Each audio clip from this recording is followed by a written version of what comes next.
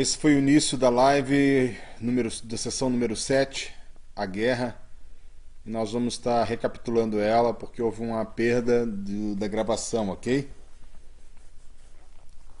Você foi colocado nesse mundo como resposta de Deus a um ambiente hostil, a um ambiente de brutalidade.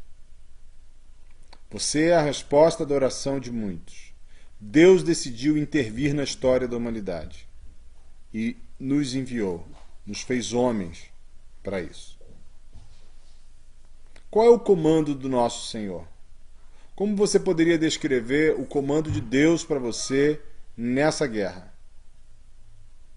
Não adianta viver se negando. Você sabe o que é negação? É quando você está no meio de uma ameaça e você começa a reagir como se nada tivesse acontecendo, como se estivesse tudo bem, na esperança de que sua abstração livre você daquela situação. Isso não vai ser bom. Você não pode viver como se não houvesse uma guerra em curso. Você está no meio de uma guerra, onde você e as pessoas que você ama podem ser feridas. Você não pode viver como se todo mundo fosse bonzinho e gentil com você, porque de fato as pessoas não são. As pessoas buscam cada um no seu próprio interesse. E cada vez que você designa uma vontade, um interesse, você tem pelo menos 6 bilhões, 999 milhões, 999 mil e 999 inimigos. Tem um amigo meu que cita um ditado alemão que diz que os homens são maus. Os homens são maus. Todos querem fazer a sua própria vontade. Só eu me preocupo com a minha. Então você precisa entender que o contexto que você está inserido é de oposição. Não obstante a isso, não interessa se o teu desejo é santo ou profano, o contexto que você foi inserido é um contexto de oposição. E muitas das vezes da tentativa de uma imposição. E você precisa ter habilidade, destreza, humildade e mansidão para se opor a isso. Humildade e mansidão Humildade e mansidão não foi dada a você para você aceitar tudo. Humildade e mansidão foi te dada para que você possa se opor de forma santa às imposições e oposições contra tudo aquilo que é santo. Essa é a função da humildade e da mansidão.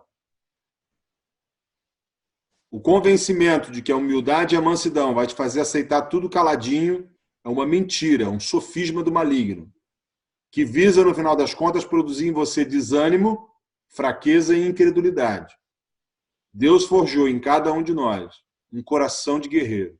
Deus está forjando em cada um de nós a disposição para a guerra.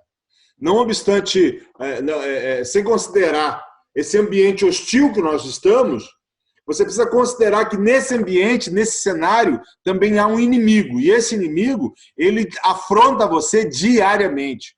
Ele desacata você diariamente. Diariamente ele tenta te provar de que você está enganado sobre todas as suas convicções. Porque um homem sem convicção é um homem que não sabe para onde está indo, queridos. Você tem um inimigo. Esse inimigo não é outro homem. Desde que o homem abdicou do governo que Deus entregou na sua mão, Satanás então tem subvertido as coisas. E ele tem movido situações e, às vezes, pessoas para perpetuar um ciclo interminável de maldade. Nosso inimigo não é carne nem sangue. Mas não se iluda. Muitas das vezes você vai precisar se opor a carne e sangue. 1 Pedro 5, versículo 8 a 9, diz assim: sede sóbrios, vigiai, porque o diabo, o vosso inimigo. Olha, queridos, ele não é inimigo de Deus. Para o Satanás ser inimigo de Deus, ele teria que ter condição de se opor a Deus. Ele não tem essa condição. Satanás não é inimigo de Deus, ele é nosso inimigo. Sede sóbrios, vigiai, porque o diabo, vosso inimigo, anda em derredor, bramando como se fosse um leão, buscando a quem possa tragar. A esse, resistir firmes na fé, sabendo que as mesmas aflições que vocês passam se cumprem entre os vossos irmãos em todo o mundo. Tem algumas coisas que me chamam a atenção nesse texto. Ele começa esse texto falando para sermos sóbrios, nos exortando a ser sóbrios. E logo depois ele fala de um inimigo que não se pode ver, de um inimigo de origem espiritual. E parece que esse assunto hoje, em muitos cristãos, é meio bizarro, sabe? E talvez alguns de vocês agora possam ser tentados a pensar assim: ih, o Eric está meio doido, o Eric está meio malucão, ele vai começar a falar sobre guerra espiritual. Eu quero te dizer, esses pensamentos eles não são seus, eles vêm do teu inimigo. Porque ele quer que você tenha a sensação, ou exija de Deus, um navio de cruzeiro e não um navio de guerra. A palavra nos exorta, primeiro, a ser sóbrios. E o que é a sobriedade? É você entender que o diabo, seu inimigo, está ao teu redor, bramando, imitando um leão, como se fosse um leão, buscando a quem ele possa tragar. A esse é seu dever, homem, resistir firme na fé, sabendo que as mesmas aflições que hoje caem sobre você estão atingindo seus irmãos em todo o mundo. Em resumo, é o seguinte, você não está passando nada que outras pessoas também não estejam passando. Então para de show e se levanta para lutar. Tiago 4, versículo 7 diz o seguinte: sujeitai-vos, pois, a Deus, resisti ao diabo, e ele fugirá de vós. Parece que alguns invertem o sentido desse texto. Então sujeitam-se ao diabo e resistem a Deus. Mas a exortação de Tiago é para que você sujeite-se a Deus e resista ao diabo. Porque quando você resistir, ele fugirá de vós. O conceito de resistir a Satanás está tão deteriorado na nossa mente que nós achamos aí que ele está falando de resistir ao pecado. A palavra de Deus não te manda resistir ao pecado. Ela manda você fugir do pecado e resistir o diabo. Resistir não é você ficar parado num canto, quietinho, fazendo força para não fazer nada de errado. Resistir é você se levantar e você enfrentar com autoridade aquele que está se opondo a você. Isso é resistência. Isaías 42, versículo 13, ele fala o tipo de Senhor que nos conquistou, queridos. Ele diz: o Senhor sairá como um valente, como um homem de guerra, despertará o seu zelo, clamará e fará um grande ruído e prevalecerá contra os seus inimigos. Eric, o que esse texto tem a ver? Tudo. Esse texto é o Pai te chamando para ir junto com ele, despertar o seu próprio zelo, clamar em alta voz, fazer um grande ruído e prevalecer contra os seus inimigos. Ok, Eric, então tá, então você me convenceu. Depois de citar todo esse texto, toda essa teologia estranha, você me convenceu que eu tenho inimigo. Pelo que nós estamos lutando? Bom, eu vou falar de mim, tá? E aí, se servir para vocês, vocês podem aderir também. Eu não estou satisfeito com a minha condição como homem. Eu quero mais. Eu não estou tranquilo. Eu não estou com a sensação de que cheguei onde deveria estar. Eu quero mais. Eu quero mais liberdade. Eu quero mais santidade. Eu quero mais força. Eu quero mais saúde. Eu quero paixão. Eu quero ver a igreja do Senhor vivendo a plenitude de tudo aquilo que a palavra diz que é a igreja do Senhor. E eu quero resgatar muitos outros. Esses são os desejos santos que eu falei na sessão anterior. E eu tenho 6 bilhões, 999 milhões, 999 mil pessoas se opondo a mim. E além disso, eu tenho o meu inimigo, bramando ao derredor, tentando imitar um leão para me assustar e tentando me tragar. Ele quer me remover desses alvos. Esses desejos santos, amados, compõem a essência de quem nós somos como homem e do que Deus nos chamou para fazer. O Senhor nos fez originalmente para dominar todas as coisas da terra, dominar toda a terra. O Senhor nos fez para dominar o plantio, dominar os animais. O Senhor nos fez para expandir o jardim, até que toda a terra fosse cheia do conhecimento da glória de Deus e exercer governo como Deus, o nosso Pai, exerce.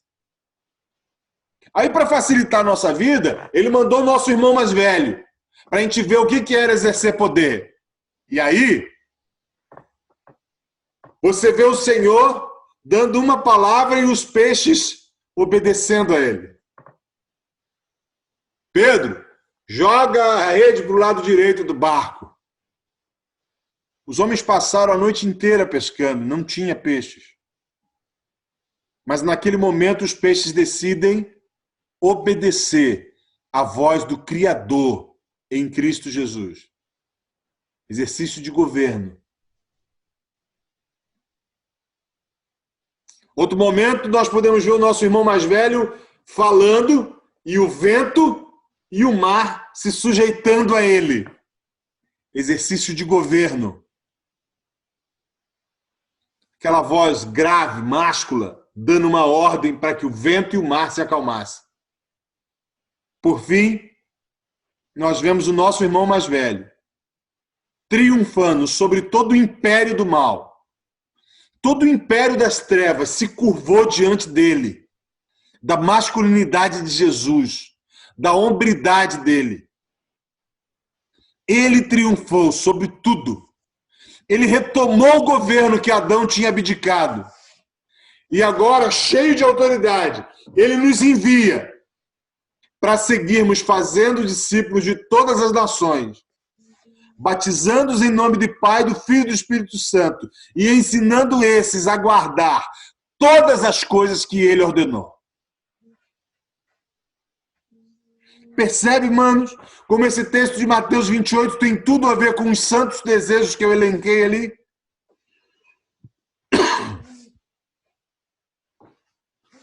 Isso é o porquê nós lutamos. Agora, o que o nosso inimigo quer? Me permita essa noite denunciar o nosso inimigo para você. Entre você e os santos e libertadores desejos que Deus colocou dentro do seu coração masculino, sempre vai ter um inimigo. Entre você e os santos e libertadores desejos que Deus plantou, criptografou no seu coração masculino, sempre vai ter um inimigo. A sua história é uma história de assaltos, de roubo e de amedrontamento.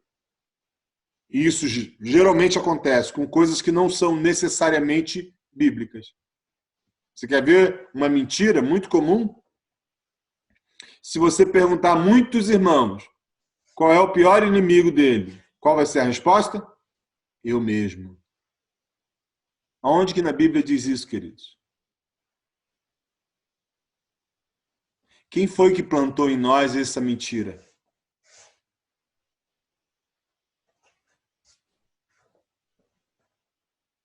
Satanás quer que vocês vejam um inimigo em tudo e todos. Você esqueceu de botar o lixo para fora, aí a sua mulher fala: "Ô, meu amor, você esqueceu de botar o lixo." Aí o diabo já está me perturbando. Você está andando na rua, um gato preto passa, você já repreende em nome de Jesus, porque aquilo é do diabo. O diabo quer isso, que você reage igual um paranoico, desequilibrado. Ele quer que você se torne um vitimista, sabe? Que você tenha pena de si mesmo. Confuso. Aí você vai ficar acusando as pessoas do mal que você mesmo faz. Você vai viver procurando uma escora, um barranco para se encostar, entendeu? E jamais assumir a sua responsabilidade. Mas aí chega um momento que o diabo percebe que ele não vai conseguir mais te convencer dessas mentiras. Aí ele muda a estratégia. Agora ele vai tentar fazer você crer piamente que não existe inimigo algum. Você está na ilha da fantasia. E que o Senhor e a Bíblia falam sobre uma teoria motivacional para te deixar mais animado, mais encorajado. Você precisa compreender que seu inimigo criou uma estratégia milenar, absurdamente cínica, para te convencer a não lutar. Seja um extremo ou outro, o que o diabo quer hoje é convencer vocês a não lutarem, a não resistirem, a não se posicionar contundentemente contra ele. Ele é um covarde, queridos. Satanás, o seu inimigo, é um covarde. Ele não vai te enfrentar face a face. Desde a queda de Satanás, jamais houve nele virtude, coragem ou bravura. Mas a você, o Pai deu, em Cristo Jesus, virtude, coragem e bravura. Eu vou repetir isso. Desde a queda, em Satanás, jamais houve virtude, coragem e bravura. Mas a você, desde que você recebeu o seu novo coração, foi dado por Deus virtude, coragem e bravura. Vamos pensar no cenário de João 10, de 1 a 16? Se você tiver uma Bíblia aí, você, por favor, abre lá para mim. Eu queria ler com vocês esse cenário e a gente entender quais são as figuras que o Senhor mostra nesse cenário.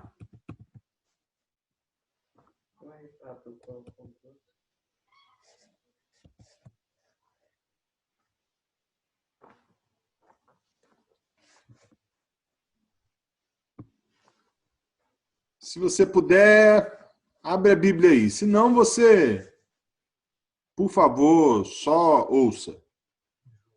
Evangelho de João, capítulo 10, do versículo 1 ao 16.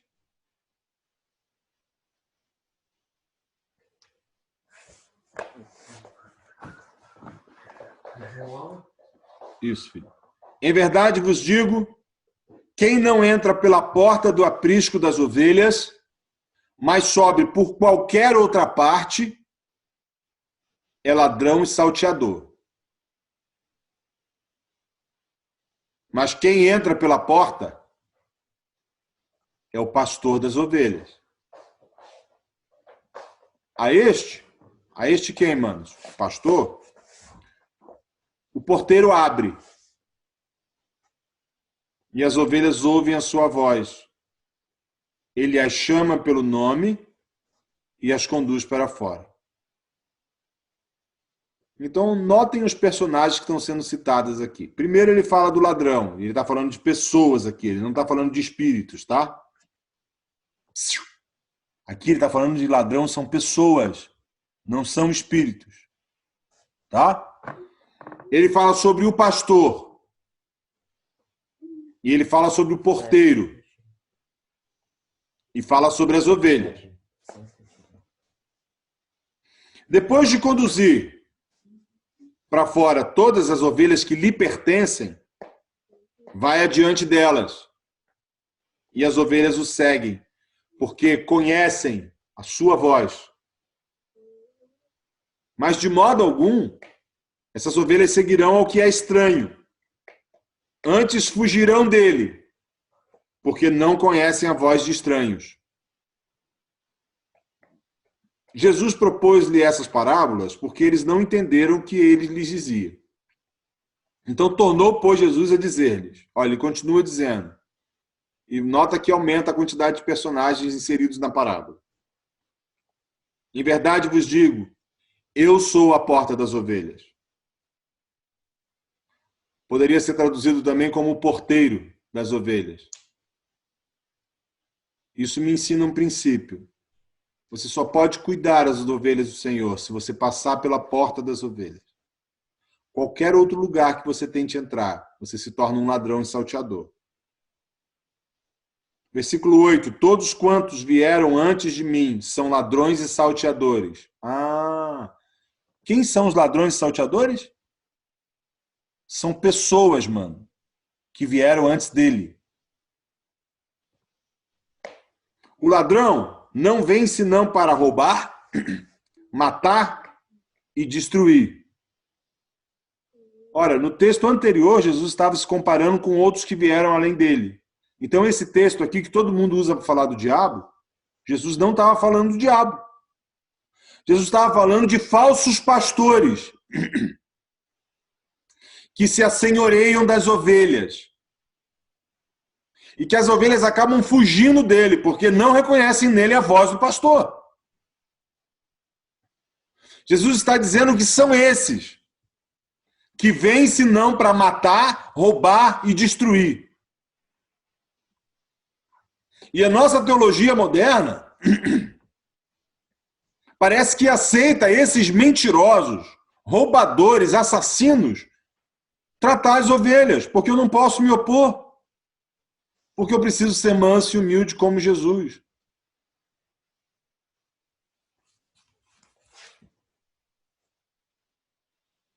O ladrão vem senão a matar, a roubar, matar e destruir. Eu vim para que tenham vida e tenham em abundância. Eu sou o bom pastor. O bom pastor dá vida por suas ovelhas.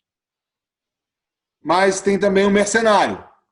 Mercenário aqui, queridos, é a mesma coisa que empregado, tá? É o que recebe salário para fazer o serviço.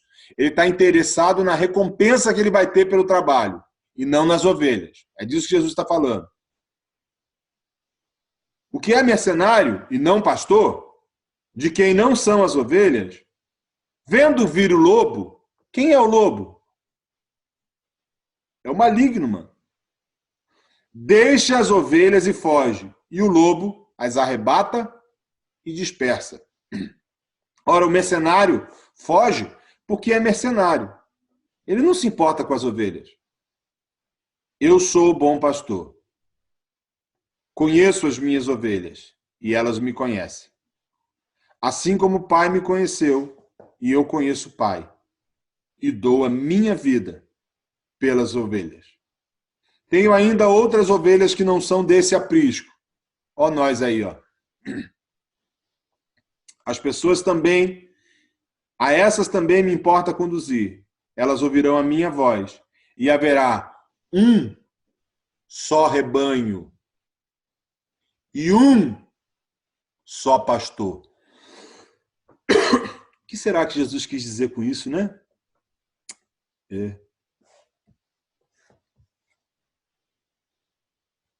O que será que Jesus quis dizer com isso? Satanás sabe, manos, qual é a sua ferida.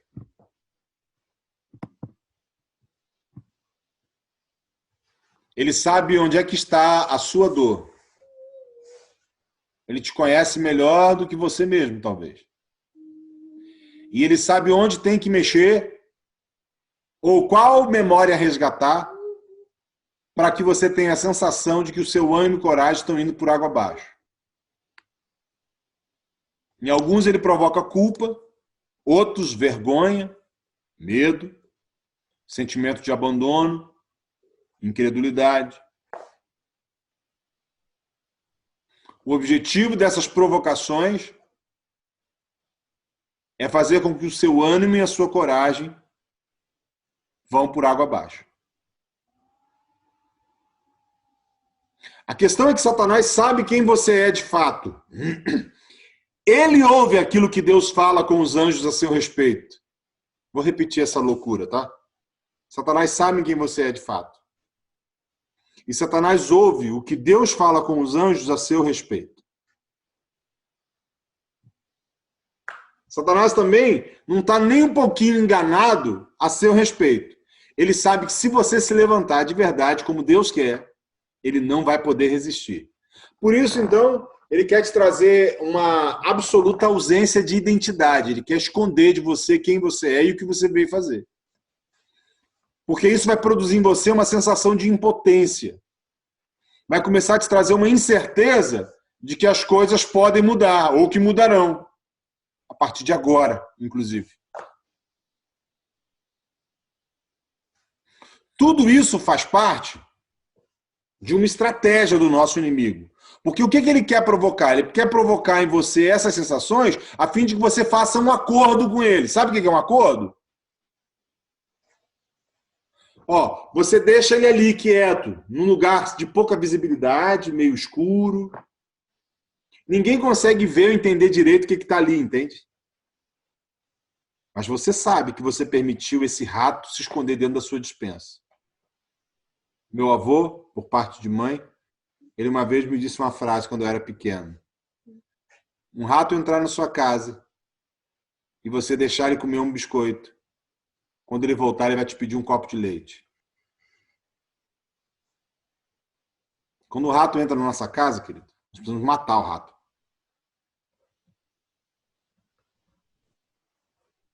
E daquele lugarzinho escondido, da penumbra, da sombra, onde você permite ele ficar, porque você acredita mais no que ele diz,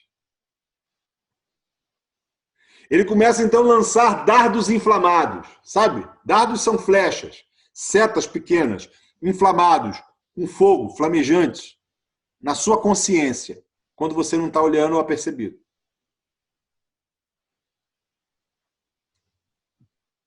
E aí, de repente, você está distraído. Passa uma mulherona gostosa. E você fixa os seus olhos ali. Ou você cobiça o carro, a casa. Ou alguma outra mentira. E só o fato de você ter percebido que seu coração tendenciosamente deseja o mal, começa a virar uma acusação. Mas ao invés de você se levantar nessa hora, cheio de autoridade e fé, restaurada por Cristo, e se posicionar contra isso, você joga aquilo para debaixo do tapete.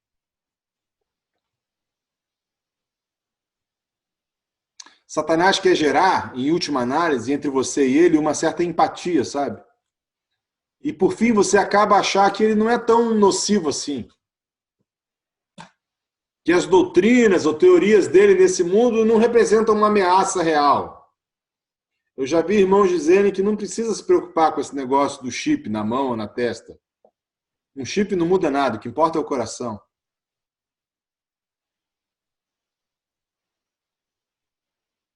Olha essa cena, tem uma cena do Coração Valente, aquele filme de Mel Gibson, do Robert de Bruce. Robert de Bruce era o nobre que tinha direito ao trono da Escócia. E ele vai, num determinado momento, ele chega apaixonado por ver William Wallace se levantando, montando um exército, e ele chega para conversar e se aconselhar com o pai dele. Vamos dar uma olhada nessa cena. O diabo convencendo os homens a cuidar dos seus próprios interesses. Um homem que faz concessões se torna nobre. É a habilidade de um homem em fazer concessões que torna ele nobre, foi o conselho do pai dele. É hora de sobreviver, não é hora de correr riscos. Não pareça tão agressivo. Não pareça tão louco. Que negócio é esse você ficar repreendendo o diabo? Alguns de nós estão sendo convencidos a se portar como gado do Império das Trevas. E indo para o matadouro, distraído com seus smartphones. Enquanto sua esposa, seus filhos perecem, enquanto seus amigos vão se desviando, enquanto seus vizinhos se perdem, nós ficamos distraídos e não nos opomos.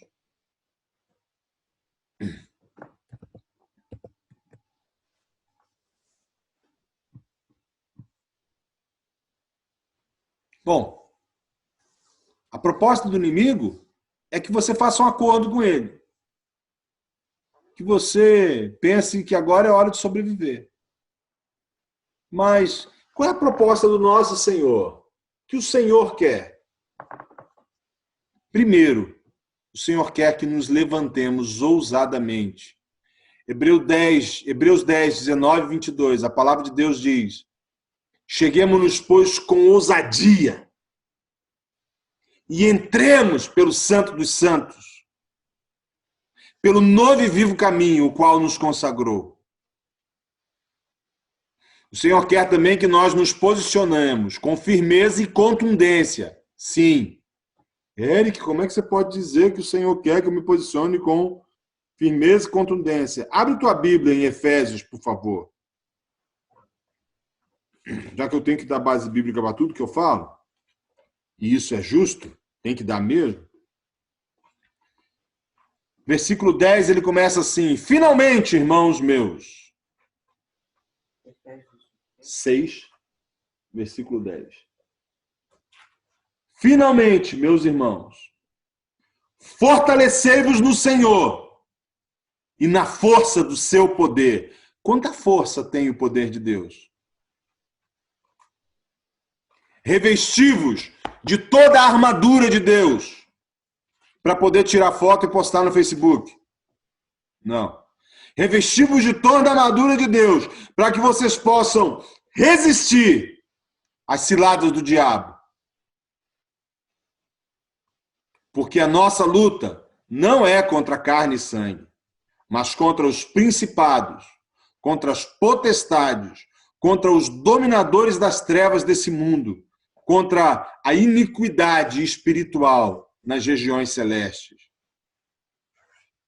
Portanto, tomai sobre vocês a armadura de Deus, para que possais resistir no dia mau.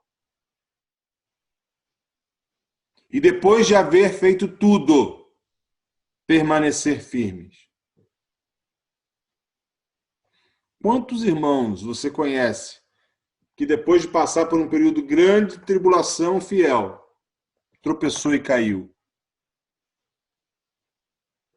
O Senhor quer que você aprenda a se posicionar em tempos de paz e de guerra, em situações boas ou difíceis, com firmeza e contundência. O Senhor quer que nós sejamos os heróis das nossas esposas e dos nossos filhos. Não o autoritário, o mandão, o reizinho que fica sentado enquanto recebe o prato na mão. Não. O covarde que não tem coragem de se levantar da mesa para lavar a louça para a esposa. E ela tem que ficar até altas horas suprindo os desejos do bonitão. Não. O Senhor quer que você seja cooperador dele e daqueles que nos foram confiados pelo grande pastor. E quando eu penso, manos, em João 10 e na missão que o grande pastor nos deu, eu me reporto a um texto que eu escrevi há um tempo atrás, eu vou ler ele aqui para vocês, sobre ser um cão pastor. Eu até brinquei com o Senhor. Senhor, eu senti falta nesse cenário de João 10 do cão, do cachorro do pastor. Porque eu não acho que eu tenho habilidade para ser pastor, não. Tem irmãos muito melhores que eu para isso. Mas eu acho que eu seria um bom cachorro do pastor. E eu escrevi esse texto, então, mais ou menos em outubro de 2013.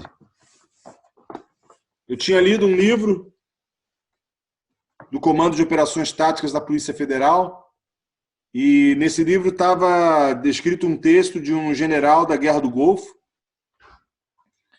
e esse texto me inspirou, então eu escrevi esse texto aqui. Eu nasci para ser um cão pastor, sob os critérios de Cristo e não desse mundo. Entendam, não há nada moralmente superior em ser um cão pastor, é apenas algo que você escolhe ser. Entenda assim, um cão pastor é uma criatura esquisita para as ovelhas. Ele não encontra nas ovelhas um lugar de empatia. Ele está sempre farejando o perímetro, latindo para as coisas que fazem barulho durante a noite. E a principal característica do cão pastor é que ele espera ansiosamente por uma batalha. Outra coisa, ele está sempre treinando os cães mais novos que ele. E é nesse ponto também que as ovelhas se diferem um pouco, ou pensam diferente um pouco dos cães pastores. As ovelhas, muitas das vezes, elas fazem de conta que o lobo nunca virá, sabe? Não, o lobo não existe. São as ovelhas. Mas o cão pastor não, querido. Ele vive em função do dia que o lobo vai chegar. Ele espera ansiosamente. O dia que ele vai enfrentar o lobo face a face. Depois dos ataques de 11 de setembro, lá nos Estados Unidos, 2001, a maior parte das pessoas dos Estados Unidos diziam assim, graças a Deus eu não estava em um daqueles aviões. Os cães pastores não, eles pensam assim: meu Deus, como eu gostaria de estar dentro de um daqueles aviões. Eu teria feito a diferença. As ovelhas fogem do lugar onde elas correm risco de vida. O cão pastor não. Ele está ali para garantir o direito à vida. Quando você está verdadeiramente transformado num guerreiro, você quer estar lá, entendeu? Você quer fazer a diferença. Volto a afirmar, tá? Não tem nada moralmente superior em ser um cão pastor, um guerreiro. Mas essa figura, ele leva vantagem em uma coisa, uma só. Ele sobrevive num ambiente ou numa situação que destruiria 98% da população. Por isso que Deus escolhe eles para serem a manifestação da sua glória. Eles sobrevivem onde mais da metade da população morreria. E é por isso que Deus escolhe esses guerreiros para ser a manifestação da sua glória, para cuidarem das ovelhas. Deus sabe que o cão vai dar a vida pelas ovelhas, assim como o pastor. Ser um pastor, mano, não é um título que você obtém numa faculdade. E nem você angaria isso levantando a simpatia do povo para você. Faculdades não formam guerreiros. Opinião pública também não, formam bons políticos. Essas coisas também não formam poetas. Eric, o que você está falando de poeta? Tudo. Tem tudo a ver. Inclusive os guerreiros das Highlanders contra o Império Inglês eram conhecidos como guerreiros poetas por causa disso, porque eles lutavam apaixonada e bravamente contra eles. Esses recursos, faculdades, opinião pública, também não formam homens dispostos a dar a vida pelos outros. Mas andar todos os dias, pessoalmente com Cristo Jesus, faz de você um guerreiro poeta. Faz de você um cão pastor. Sabe o que mais? As ovelhas sabem disso. E elas acabam reconhecendo o seu pastor na vida dos homens que decidem viver assim.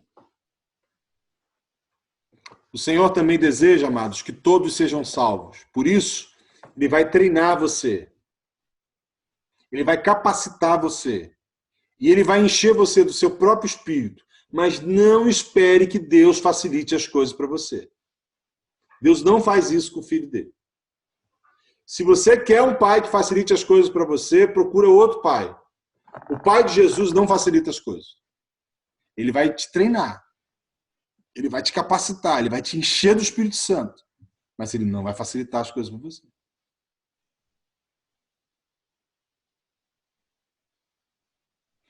Você não seria filho de verdade se ele fizesse isso. Um pai que ama seu filho não facilita nada para ele.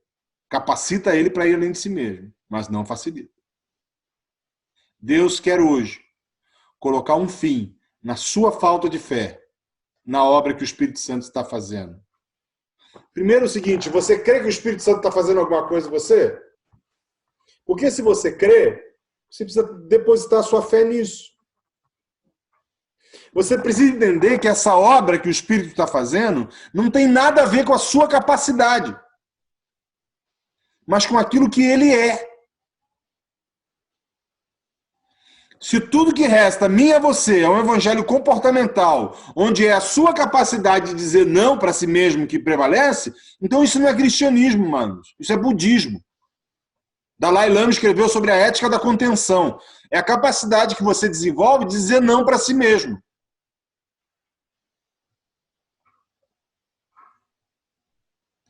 Deixa eu te contar um negócio. Você não é budista. Você é discípulo de Jesus. E discípulo de Jesus vive pelo Evangelho. E o Evangelho não diz respeito à sua capacidade de fazer as coisas certas. O Evangelho é o poder de Deus. O poder de Deus operando em você uma transformação que muitas das vezes você sequer tem consciência. Não se trata da sua capacidade. Se trata de quem Ele é. Esse é o trabalho do eu sou. Levar você a ser. E eu lembro de um cântico antigo do Logos. É meu, somente meu, todo o trabalho. E o seu trabalho é descansar em mim. Manos, nós não acreditamos nisso.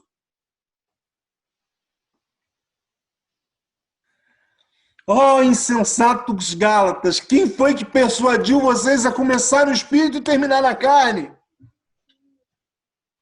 E é porque nós não acreditamos nisso que nós não sabemos o nosso novo nome. Que nós não reconhecemos, ou pelo menos não iniciamos a jornada com base no nosso chamado. Porque essa semana eu descobri que alguns de nós já ouviram o chamado, sabe qual é o chamado, mas não tiveram coragem de meter o pé na porta e entrar. Estão parados, esperando o coração adoecer para pensar, eu poderia ter feito. O Espírito Santo está aqui entre nós hoje para pôr um fim nessa história de covardia, omissão e de sujeição ao mal. Assiste comigo uma cena aqui de uma luta que, para mim, é a melhor cena de luta que eu já vi em qualquer outro filme. É exatamente isso.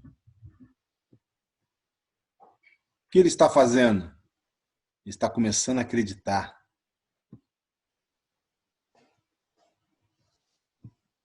Esse é o trabalho do eu sou. Deus quer te revelar o seu novo nome. Deus quer te falar claramente sobre o seu chamado. Não é respostas evasivas. Não, meu chamado é fazer discípulo. É o propósito eterno de Deus. É lógico, de todo mundo é, querido. Mas não é disso que Deus quer falar com você. Deus quer falar daquilo que arde dentro de você. Daquilo que queima dentro de você. Quais são as armas que o Senhor nos deu para essas coisas? Oração. Uma posição firme. Mansidão. Santidade. Fé. Humildade. Fidelidade à palavra de Deus. Limpe da sua mente qualquer doutrina, pensamento ou ensinamento que não seja bíblico. Joga fora. Não interessa se foi seu avô que te ensinou isso. Se não é bíblico, jogue fora. O nome do teu Senhor chama-se Jesus Cristo. E comunhão também é uma das armas que o Senhor nos deu para enfrentar essa luta. 2 Coríntios 10, do 4 a 6, diz, porque as armas da nossa milícia não são carnais, mas sim espirituais e poderosas em Deus para destruir fortalezas, sofismas e toda altivez que se levanta contra o conhecimento de Deus, levando cativo todo o entendimento até a obediência de Cristo.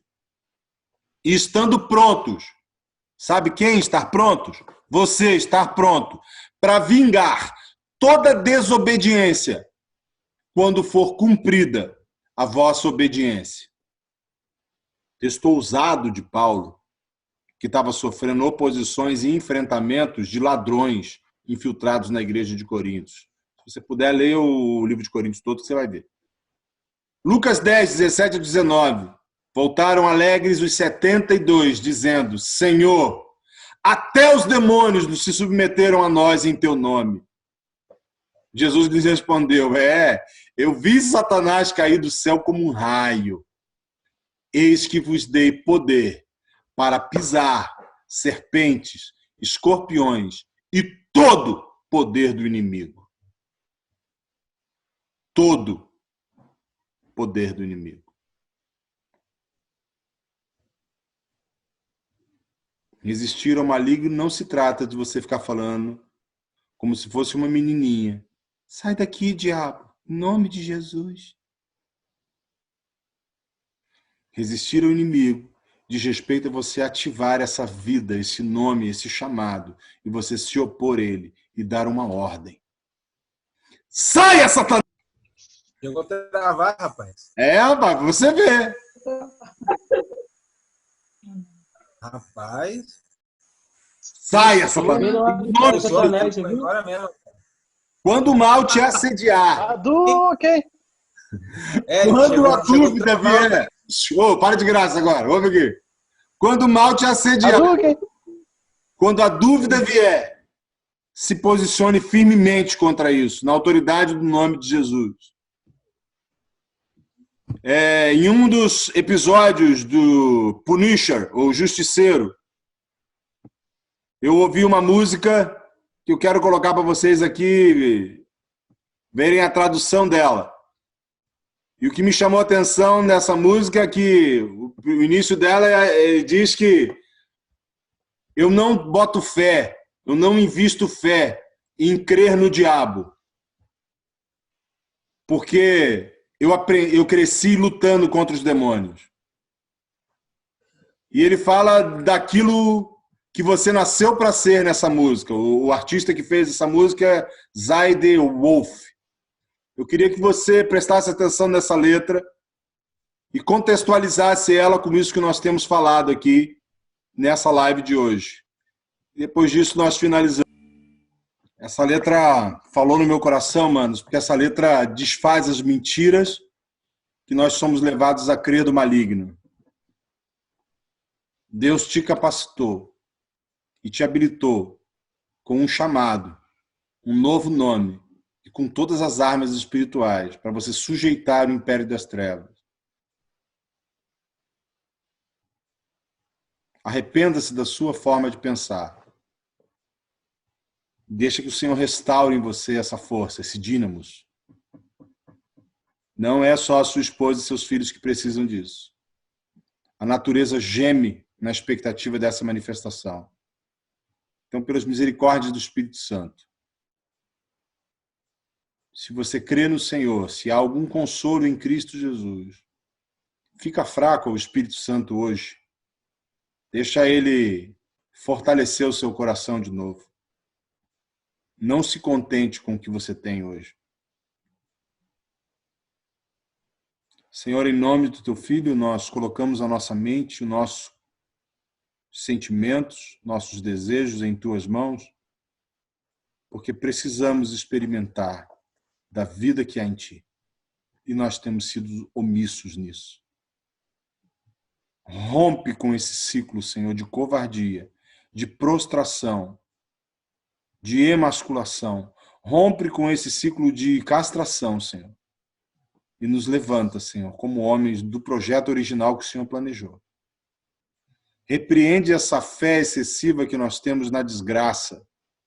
Essa fé excessiva no maligno, Senhor. Que nos coloca sempre numa posição de subserviência. Em nome de Jesus, rompe isso, Senhor. Liberta-nos para a glória do teu santo nome. Dá aos meus irmãos, Senhor, o novo nome deles. Revela aos meus irmãos o chamado para cada um deles. E que eles sejam levantados pelo poder do teu Santo Espírito. Para a glória do nome de Jesus. Amém.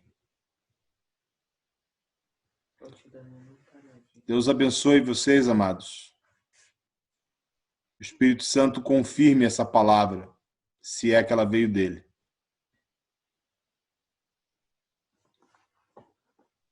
Fiquem com Deus aí.